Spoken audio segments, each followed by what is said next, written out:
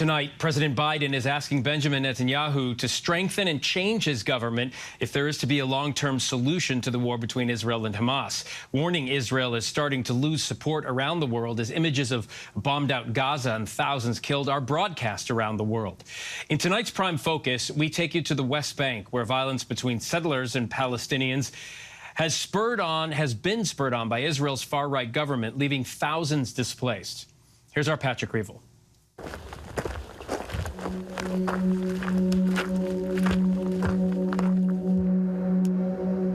This was the Palestinian village of Herbet Zanuta in the West Bank.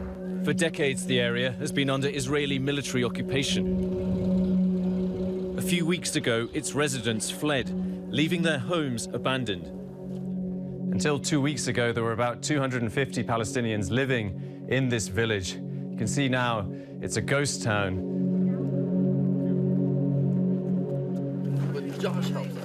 We've been brought here on a media tour by an Israeli settler group called Regavim.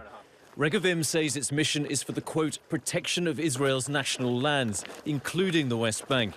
We're not talking about settler violence. No settler ever stepped foot anywhere near this illegal outpost. No violence ever occurred here. The group has campaigned for years to remove the villagers, claiming they're squatting illegally, even arranging tours like these, trying to show us why they say the villagers' disappearance is a good thing. Make yourselves at home in these abandoned homes. You can see there's a portrait of Yasser Arafat lying smashed on the floor here. When the war broke out, the people living here, who were no longer supported by the Palestinian Authority that is otherwise engaged right now, realized that this was not in their best, that it was possible that they would be relocated forcibly, or they were afraid that the demolition orders would actually be enforced. It has nothing to do with individual settlers, vigilantes, violence of any kind. But the people who lived in the village tell a different story. You live here now and in here. Faris and his 18 children moved to this nearby Palestinian village, bringing with them their sheep.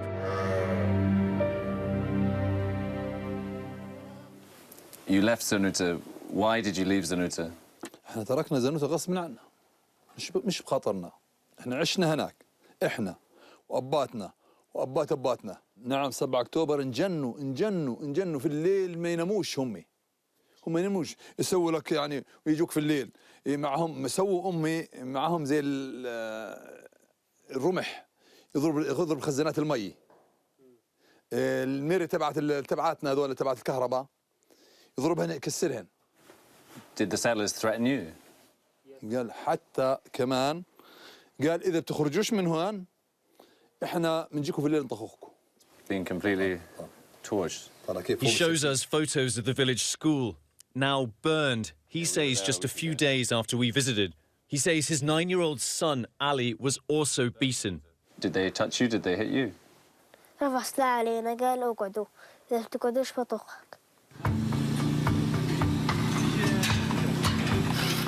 Since Hamas's October 7th attack, over a dozen Palestinian villages in the West Bank have emptied. More than 1,000 residents saying they were forced to leave their homes, fleeing a surge in threats and violence from settlers. 700,000 settlers now live in over 140 settlements and outposts occupying the West Bank and East Jerusalem. And the Hamas massacre has only emboldened Israel's far right. With over 80% of Gazan civilians already displaced by fighting, far-right Israeli politicians, including some government ministers, are urging the permanent resettlement of Palestinians from Gaza, calling for a second Nakba or catastrophe, the term Palestinians call their mass displacement during Israel's creation. אנחנו עכשיו מגלגלים בעצם את נכבת עזה, אם תרצה, נכבת עזה. I think the settlers right now are in an orgy, because they understand that that's their money time. That's their big opportunity. Even before the war, to keep his coalition together, Prime Minister Benjamin Netanyahu gave key positions to far-right leaders. Itamar Ben-Gvir, Minister for National Security, seen here recently handing out rifles to Israeli civilians. Bezalel Smotrich, now Finance Minister, this month calling for the resettlement of Palestinians from Gaza. That influence now threatens to shape what happens to Gaza after the war and to sink international hopes for a political solution to the conflict. We hear voices in the government calling for resettlement of Palestinians from Gaza or a second Nakba. Do you think that's actually possible? Right now it sounds like a not only horrifying idea, but also an idea that cannot be implemented because the world will never let it happen. And still this government says it's against it. But there are elements in this government whose plan is exactly this. Hebron was already one of the most restrictive places in the West Bank. An extreme settler community lives inside the Palestinian city. Since October 7th, Israeli forces have put some Palestinian neighborhoods under near total lockdown. You can see all the shops are closed up. There's no one on the streets here. You can see all the windows have cages on them. People just living behind bars. We're here to meet Issa Amro, a well-known peace activist. So you're saying everything is closed? Everything is closed. Not only closed, fear. People are so afraid, so terrified about their safety. Many families left. Issa says he faces daily harassment. In February, an Israeli soldier was filmed assaulting him. The IDF later jailed the soldier for 10 days and suspended him over the incident. But since October 7th, Issa says things have got far worse. They handcuffed me, settlers in an army uniform and soldiers. They tied the cuffs to the point that it went into my skin. They blindfolded me, they gagged me, spitting on me, hitting, punishing me in the face, keep beating me, putting the gun on the head, cook it and count to 10. The IDF declined to comment directly on Issa's allegations, saying it complies with international law. This is a Palestinian house? This is a Palestinian house, and the settlers sprayed Star of David on the sign of the house. That says Star of David? Yes, Star of David. Not only this house, many other houses. Issa accuses the government of working with the settlers to intimidate Palestinians. The IDF saying the measures are to prevent terrorism. It's about displacement. They want this area without the Palestinians. President Biden has warned Israel to rein in extremist settlers in the West Bank, the State Department announcing visa bans for some settlers linked to violence. But Prime Minister Netanyahu has already signalled opposition. Tzvi Sukkot is a settler leader. So extreme, he was previously banned from the West Bank by Israeli authorities over suspicions he was directing a campaign of violence.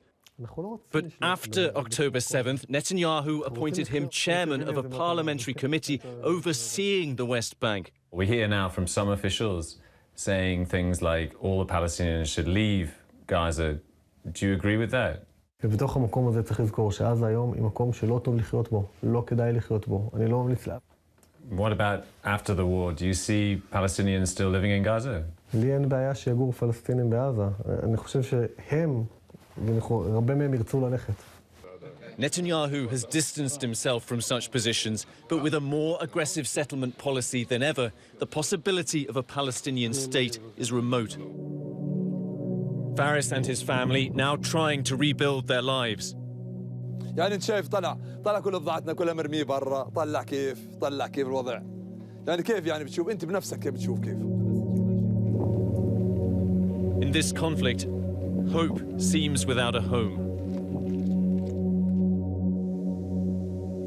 Our thanks to Patrick Reevell. Hi, everyone. George Stephanopoulos here. Thanks for checking out the ABC News YouTube channel. If you'd like to get more videos, show highlights, and watch live event coverage, click on the right over here to subscribe to our channel. And don't forget to download the ABC News app for breaking news alerts. Thanks for watching.